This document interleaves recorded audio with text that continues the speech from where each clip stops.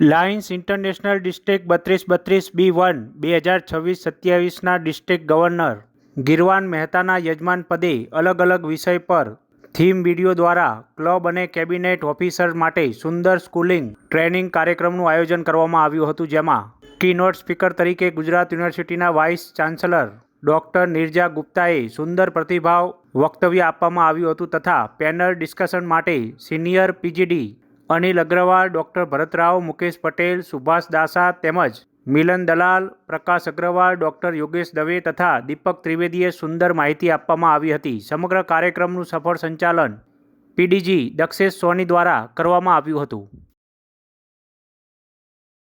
શાળાને ઉદ્ઘાટિત જાહેર કરું છું. મિત્રો, આજના આપણા ડિસ્ટ્રિક્ટ ચેરમેન જે સ્કૂલિંગ ચેરમેન છે એમણે ખૂબ સુંદર મહેનત કરી અને આ સ્કૂલિંગનું આયોજન કર્યું છે. એ ન્યૂ લુક એટ લાયન્સ એટલે લાયન્સ ઇન્ટરનેશનલની એવી નવી ઓળખ જેમાં આધુનિક વિચારસરણી, સેવા, યુવાનોની ભાગીદારી અને ટેકનોલોજીનો અસરકારક ઉપયોગ સમાયેલો છે. આજના લાયન્સ માત્ર સેવા નહીં પણ સમાજમાં પરિવર્તન લાવતી પ્રેરણાદાયી શક્તિ તરીકે ઉભરી રહ્યા છે. આરોગ્ય, પર્યાવરણ, શિક્ષણ, ફૂડ ફોર હંગર, માનવતાવાદી સેવાઓ દ્વારા લાયન્સ સમાજની જરૂરિયાતોને સમયસર પ્રતિસાદ આપે છે અને મિત્રતાને, નેતૃત્વ અને ટીમવર્ક દ્વારા લાયન્સ સભ્યો એકતાથી કાર્ય કરી સમાજમાં સકારાત્મક ભૂમિકા નિભાવે છે. મિત્રો, એ ન્યૂ લુક એટ લાયન્સ એ સેવા સાથે આધુનિકતા અને માનવતાનું સુંદર પ્રતિબિંબ છે. ટેકનોલોજી, નવી વિચારસરણી અને ટીમ વર્ક દ્વારા સુંદર સેવાના કાર્યો કરવાનું આ ગિરવાનભાઈ વિચાર્યું છે. મિત્રો, સારા નેતૃત્વ દ્વારા નવી પેઢીને જોડવી, ટેકનોલોજીનો ઉપયોગ કરવો અને સમાજ સાથે પ્રકાશ અને રવિવાર આ બંનેને ખૂબ સરસ રીતે આપણને વર્ણવ્યા છે. ઉર્જાનું તો માધ્યમ છે, સાથે ને સાથે નેતૃત્વનું પણ માધ્યમ છે, આત્મવિશ્વાસનું પણ માધ્યમ છે. અને આખું વર્ષ હું પ્રકાશભાઈની સાથે રહીને અને આગલા વર્ષે દક્ષેશભાઈની સાથે રહીને મારા 2 વાઇસ ગવર્નરના વર્ષ નાની નાની ઘણી બધી આંટીગોટી આ બંનેથી હું શીખ્યો છું. આ બંનેનો હું ખૂબ ખૂબ સૌપ્રથમ આભાર પ્રગટ કરું છું. મિત્રો, લાયન્સ એ એક માત્ર સંસ્થા નથી, આ એક ઇન્સ્ટિટ્યૂટ છે, આ એક વિચાર છે અને આપણે સૌ માટે આ એક જવાબદારી છે. અહીંયા આપ જોઈ રહ્યા છો, આજે મારી હોમ ક્લબ 70મા વર્ષમાં પ્રવેશી ચૂકી છે અને સમગ્ર ગુજરાતની જ્યારે આ સૌ પ્રથમ ક્લબ હોય એનો અર્થ એવો થયો કે મારું ડિસ્ટ્રિક્ટ પણ હવે 70મા વર્ષમાં પ્રવેશી ચૂક્યું છે. ગુજરાતમાં લાયનવાદનો પાયો લાયન્સ ક્લબ અમદાવાદ હોસ્ટે નાખ્યો હતો.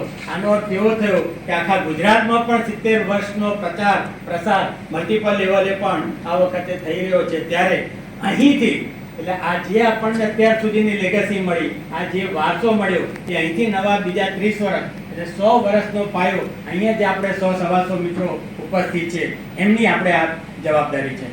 સો મિત્રો, આપણે એક જવાબદારીપૂર્વક નવું લાયન વર્ષ એક સારી રીતે ઉજવીએ, નવું લાયન વર્ષ એક સારી રીતે આપણે જીવીએ એ માટે આપ સૌને હું વિનંતી કરી રહ્યો છું.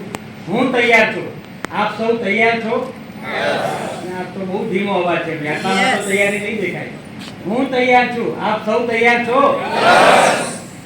હજુ જરા આ બાજુ વાળા આ 2 જરા જુદા મિત્રો બેઠા છે, આ તરફ કેબિનેટ અધિકારીઓ છે, અહીંયા ક્લબના મિત્રો છે. હવે આપણે નક્કી કરીએ કે કોની વધારે જવાબદારી છે. તો આપણે વારાફરતી હવે બોલશું. પહેલા હું અહીંયાથી પૂછીશ, હું તૈયાર છું, તમે તૈયાર છો? Very good. કેબિનેટના મિત્રો, આ ક્લબ અધિકારી તૈયાર છે, આપણે તૈયાર છીએ? Very good. સો મેં એક સ્વપ્ન જોયું છે મિત્રો. અત્યારે આઈપીએલ ની सीजन ચાલી રહી છે. पूरी दुनिया में आज एक डर है जेन ज़ी का. जेन ज़ी क्या कर सकता है, ये पड़ोसी देशों में विध्वंसात्मक रूप से हमने देखा है, लेकिन भारत का जेन ज़ी विध्वंसात्मक नहीं है. और ये बात हम सब जानते हैं क्योंकि इस जेन ज़ी पर घर में ही हमारा खुद का हाथ है. ये सब हमारे ही बच्चे हैं, ये हमारे ही परिवार के सदस्य हैं और हमने वेस्ट की तरह 14 साल के बच्चे को सड़कों पर नहीं छोड़ दिया है. हमारा बच्चा अगर 30 साल का भी है और कमाता नहीं है तो भी घर का बच्चा है, उसको हम तिरस्कृत नहीं करते, प्रोत्साहित करते हैं। हम बात कर रहे हैं कॉलेजेस में लियो क्लब खोलने की। मैं यहां से ही बात शुरू करना चाहूंगी। अगर आप उस लियो क्लब को खाली अपना चेकबॉक्स लगाने के लिए खोल रहे हैं तो प्लीज मत खोलिएगा, क्योंकि अगर आप यूथ को काम नहीं देंगे तो वो आपसे जुड़ेगा नहीं। ये वो युवा है जो काम करना चाहता है, ये वो युवा है जो आपके टारगेट कॉलेज में पूरे कर देगा, ये वो युवा है जिस पर आप जब विश्वास करते हैं तो वो देश बदल देता है। और हम उस युवा की बात कर रहे हैं क्योंकि उसमें अद्भुत शक्ति है। अभी रचित भाई आप गोल्ड की बात कर रहे थे। हर महीने एक गोल्ड लोन बैंक खुल रहा है सर, हर महीने आप कहीं भी देखिए एक नया गोल्ड लोन बैंक हमें दिख जाता है। सच बताइए, घर में गोल्ड कौन पहनता है? मैंने अपने पिताजी, अपने भाई, अपने पति, अपने बेटों को गोल्ड पहने नहीं देखा। गोल्ड पहनती है महिला। तो ये गोल्ड लोन बैंक किसके गोल्ड से चल रहा है?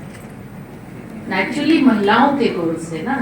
उसी को तो आप कह रहे हैं गोल्ड क्यों लॉकर में रखा है, जाके गोल्ड लोन बैंक में दे दो। उसी के गोल्ड लोन बैंक से आपने साइड बिजनेस खड़ा कर लिया है ना।